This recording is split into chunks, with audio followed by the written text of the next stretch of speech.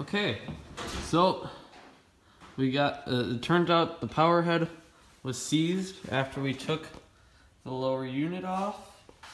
It's down here, and we had a little issue that the drive shaft came out of the lower unit, but not a big issue because this whole mess has to come apart anyways.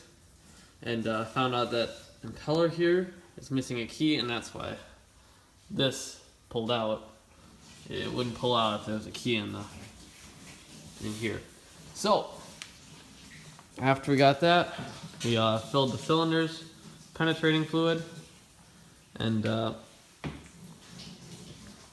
used the strap wrench and got the flywheel turning, and put the plugs back in. Found out it had pretty good compression, and then just got the flywheel off. And since the rats peed all over this flywheel here,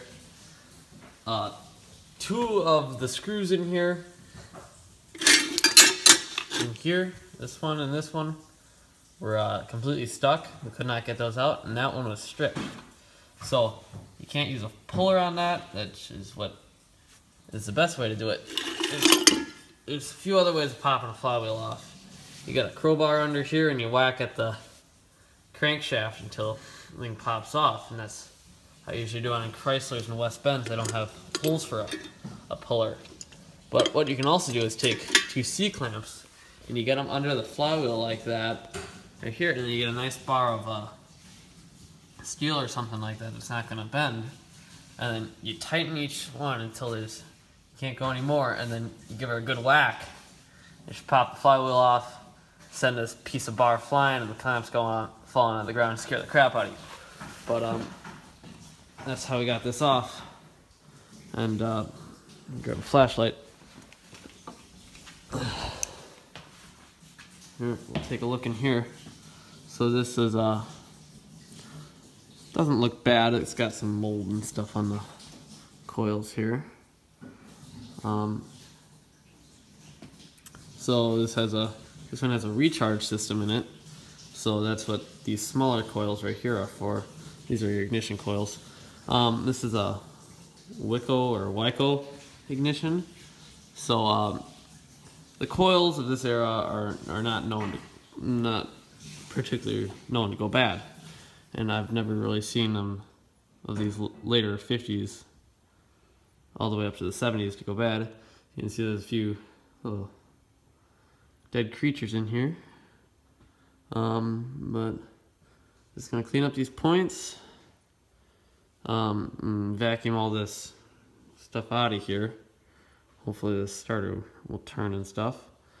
And then check for spark. We're gonna have to replace the wires anyway. We just got them taped up, so test them for now, but we're gonna put new wires on it, and that should not be that bad. So we're making progress. What we're still gonna have to do, probably make a new fuel pump diaphragm for it, take this whole front cover off, which shouldn't be that bad. It looks like 4 or 5 screws. And this airbox, and clean the carb.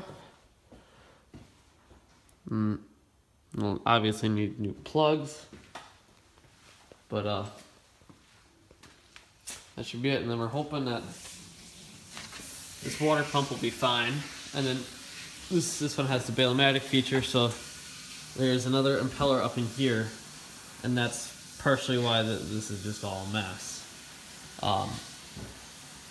So that's going to need to be, well, we're not going to mess with the baler pump because we don't necessarily need that right now because our boat doesn't leak. So, and then this will go into forward, neutral, and reverse. And if it's not going into forward, make sure this pin right here is all the way in, because ours was some reason got pulled out and it was hitting the casing up here, and it was not going into forward. So, making progress. It's gonna be a big project though.